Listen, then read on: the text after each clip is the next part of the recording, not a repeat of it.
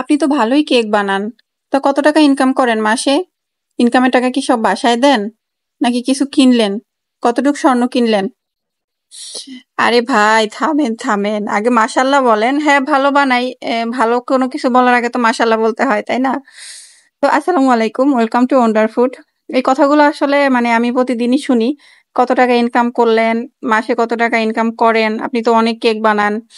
তো আসলে অনেক কেক বানাই, এগুলো পেজে আমি শেয়ার করি, সেটা সবাই দেখেন। এর পিছনে যে কতটা কষ্ট করি, কতটা ইনভেস্ট আছে, তারপরে এইগুলোর পিছনে যে আমি শিখছি, সেই শিখে যে কত টাকা খরচ করছি, এগুলো কিন্তু কেউ জিজ্ঞেস করে না। এমনি এমনি তো আর কাজ করা যায় না, তাই না? এটার পিছনে তো ইনভেস্ট আছে। তো আজকে কিছু একটা ডেমো, অল্প কিছু ডেমো আপনাদেরকে দেখানোর জন্য আসলাম। আর সেগুলো হচ্ছে এই যে, নিশ্চয়ই বুঝতে পারছেন যে আমার পার্সেলগুলো যে আসে, আর আমি আমার ইনকামের টাকা দিয়ে কি করি। এই যে মানে আপনারা যদি এই কাজটা শুরু করতে চান, গতকালকে নতুনদের জন্য একটা মাত্র শেয়ার করছিলাম যে বেকিং জগতে আসতে হলে প্রথম শর্ত যেটা, সেটা হচ্ছে ধৈর্য। ধৈর্য অবশ্যই আপনার থাকা লাগবে। তারপরে যেটা থাকা লাগবে সেটা হচ্ছে আপনি কতটুকু ইনভেস্ট করবেন। আপনার একটা হাতে কিছু একটা নিয়ে তারপরে তো আপনার নামতে হবে। এমনি এমনি তো আর বেকিং এ আসা যাবে না। বেকিং এর পিছনে আসলে বেকিং জিনিসটা আমাদের জন্য না, আমি যেটা সত্যি কথাই বলবো। এই জিনিসটা আসলে আমাদের বাংলাদেশীদের জন্য না, আমাদের মতো মানুষের জন্য না, এটা আসলে বিদেশিদের জন্য। কারণ বিদেশিদের ওখানে এই বেকিং এর প্রোডাক্ট গুলো অ্যাভেলেবেল থাকে। তারপরে হচ্ছে মানে ওখানে সব রিজনেবল প্রাইস। আমাদের এখানে সেই তুলনায় এই বেকিং এর প্রোডাক্ট গুলো অনেক হাই হাই দাম, আর ভালো কোয়ালিটিও পাওয়া যায় না, দেখা যায় ভেজাল মিশানো থাকে। তো নানান সমস্যা থাকে। তাই জন্য বললাম যে বেকিং জিনিসটা আসলে আমাদের জন্য না, আর এটা হচ্ছে বড়লোকদের জন্য, আমার মতো গরিবদের জন্য তো মোটেও না। তো যাই হোক, তারপরও আমার হচ্ছে এই পেশাটা ভালো লাগে। পেশা না, এটা তো আমার এক সময় ভালো লাগা ছিল। এখন সেখান থেকে আমি এই পেশার মধ্যে কেমনে কেমনে ঢুকে গেছি। আর যারা আমাকে প্রশ্ন করে যে বেকিং এর মধ্যে কেন আসলেন এত কাজ থাকতে, তাদের কাছে তো আমি গতকালকেই বললাম। আর এমনি যখন সরাসরি জিজ্ঞেস করে তখন আমি বলি যে বেকিং আমার মেন্টাল হ্যাপিনেস। আমি এই অন্য কাজ করে যতটুকু না শান্তি পাই, তার থেকে বেশি শান্তি পাই আমি এই কাজটা করে। তাই জন্য আমার যে কাজটা করতে ভালো লাগে আমি সেটাই করি। আর এইভাবে করতে করতেই একটা সময় পরে দেখি যে আমি আসলে এই প্রফেশনের মধ্যে ঢুকে গেছি।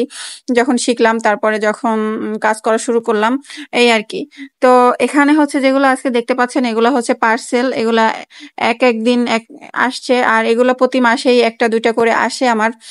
আর আমি যেখানে থাকি এখানে আমার বেকিং এর প্রোডাক্ট গুলো অ্যাভেলেবেল পাওয়া যায় না, এগুলো আমি সব গুলশান থেকে নিয়ে আসি। তো এইগুলো হচ্ছে সেই সেই প্রোডাক্ট গুলোই। আর এখানে এক একটা পার্সেলের মধ্যে এই যে কতটুক জিনিস থাকে, এখানে এই পার্সেলটার মধ্যে যে জিনিসপত্রগুলো ছিল, মেমো এই যে, এখানে 8,500 টাকার জিনিস ছিল। টাকার অ্যামাউন্ট অবশ্য বলতে হয় না ভিডিওতে, তারপর আমি বললাম ওখানে 8,500 টাকার জিনিস ছিল। কতটুক জিনিস দেখেন। তো যখন আপনারা আসলে দামাদামি করেন বা দাম শুনে এরকমের বলেন, তখন কিছুই বলার থাকে না। অনেক সময় তাকিয়ে থাকি, বলার কিচ্ছু থাকে না। কারণ আমরা যে প্রোডাক্ট গুলো ইউজ করি এগুলো ভালো প্রোডাক্ট, এবং এগুলো দাম দিয়ে কিনে নিয়ে আসি, তাই তো একটু বেশি প্রাইস হবেই। কিন্তু সবাই এটা বুঝতে চায় না। আর নতুনদের জন্য আরেকটা কথা বলবো, শুরুতেই তো বললামই, আপনার ধৈর্য থাকা লাগবে, তার সাথে আপনার মানুষের কথা শোনার জন্য সেরকম মন মানসিকতা থাকা লাগবে। তারপরে হচ্ছে আপনি যখন কাজটা শুরু করবেন, আপনার কোয়ালিটি মেনটেন করতে হবে।